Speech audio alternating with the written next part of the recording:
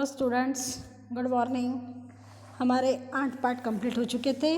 आज हम 9वीं कविता अपनी गंध नहीं बेचूंगा, ये कविता आज अपन शुरू करेंगे, पढ़ेंगे। ठीक है, तो इस कविता के कवि है बाल कवि बैरागी। कौन है इसके कवि? बाल कवि बैरागी। इनका जन्म 1931 मंदसौर उत्तर प्रदेश में हुआ था। परिचय: जीवन के आरंभिक दिनों से ही संघर्ष को साथी बना, उन्हीं हालातों से प्रेरणा लेकर नंदराम दास बैरागी कविता के क्षेत्र में बाल कवि बैरागी के रूप में प्रतिष्ठित हुए। इनका नाम क्या था? नंदराम दास बैरागी इनका नाम था। अब ये कौन से नाम से प्रसिद्ध हुए? फिर बाल कवि बैरागी के रूप से। ठीक है, आप साहित्य के साथ साथ राजनीति में भी सक्रिय है। आपकी रचनाएं ओज गुण संपन्न हैं। आपके जीवन का संघर्ष जोश, ओज, हौसला और प्रेरणा शब्द रूप में कविताओं में ढल गए। आपने बच्चों के लिए भी बहुत सारे गीत लिखे हैं। प्रमुख कृतियाँ: गौरव गीत, दर्द दीवानी आदि काव्य संग्रह इनके प्रसिद्ध है। अब देखेंगे इस पद्य में क्या बताया उन्होंने।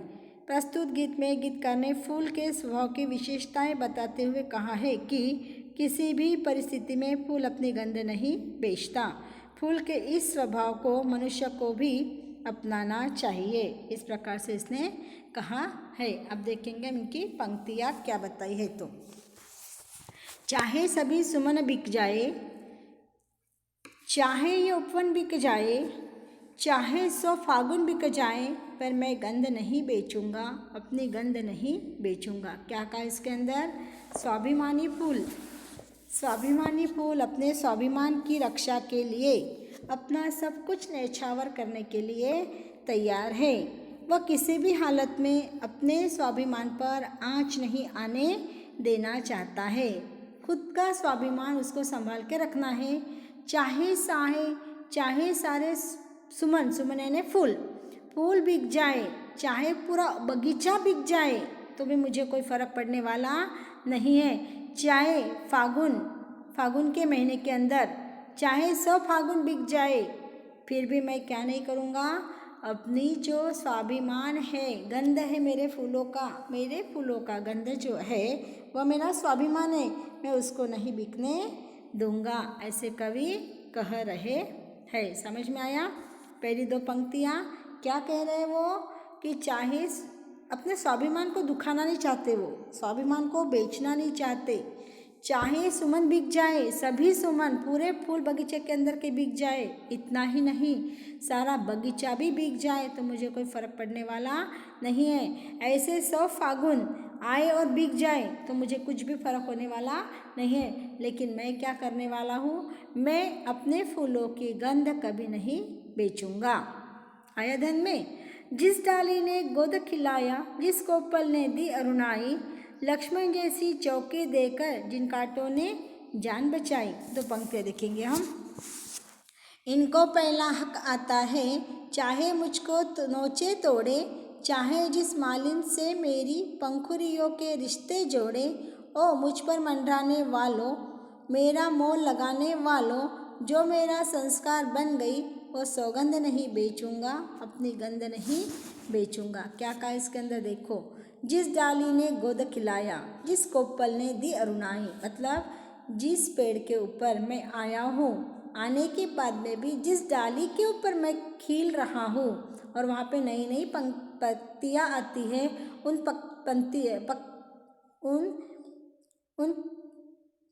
पत्तियों ने मुझे क्या दी है? कोपल यानी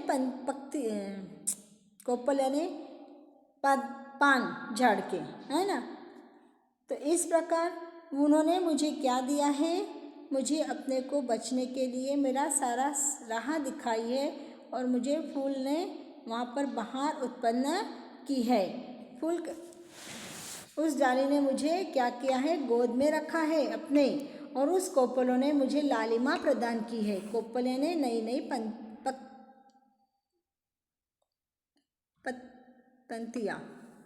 पत्तियाँ, नई नई पत्तियों ने मुझे क्या दिया था? लालिमा प्रदान की थी।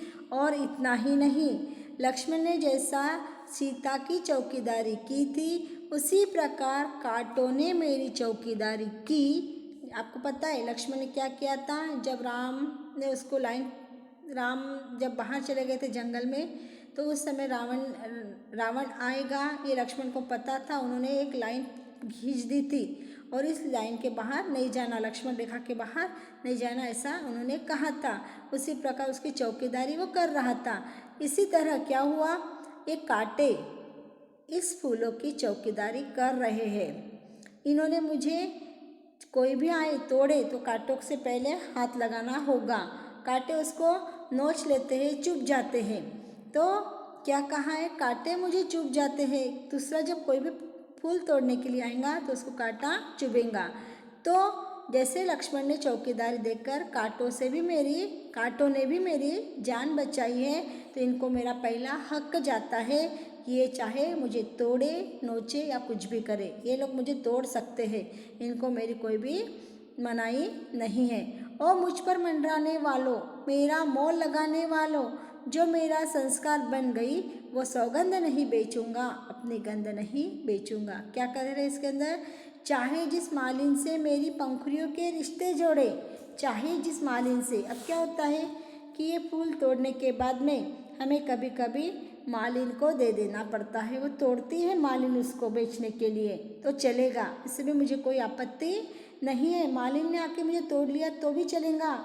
चारों ओर से वो अपने ऊपर नजरें गड़ाने वाले और उसकी कीमत लगाकर उसे बाजार में बेचने वाले से भी मैं कहता हूँ कि बेचो मुझे बाजार के अंदर, कोई फ़र्क पड़ने वाला नहीं है। और मुझे चारों ओर से मेरे ऊपर ध्यान रखाने वाले और मेरे ऊपर जो मोल लगाते हैं ना, भाव करते हैं ना, फूल बिकते हैं कि नहीं, तो फूल जो बेचते हैं उनके ऊपर भी मेरा कोई आपत्ति नहीं है। मुझे तोड़ो और बेचो, मेरी कोई भी इसमें मनाही नहीं है। पर मेरा जो संस्कार बन गया है वह है कि मैं अपनी गंध नहीं बेचूंगा, मेरी गंध मुझे बेचना नहीं है। आप चाहे मुझे बेचो, कुछ भी करो, मेरा कितने भी सौदे करो, मालिन ने मुझे तोड़ा तो चलेगा या मुझे किसी ने भी आकर तोड़ा तो भी मुझे चलेगा, मुझे उसके ऊपर कोई नाराज़ी नहीं है। सिर्फ मैं इतना ही कहना चाहता हूँ कि मैं अपना स्वाभिमान नहीं बेचना चाहता, मुझे अपने स्वाभिमान को किसी प्रकार की ठोकर नहीं लगाना है। आया ध्यान में? इतना आज हम रखेंगे, इसके आगे का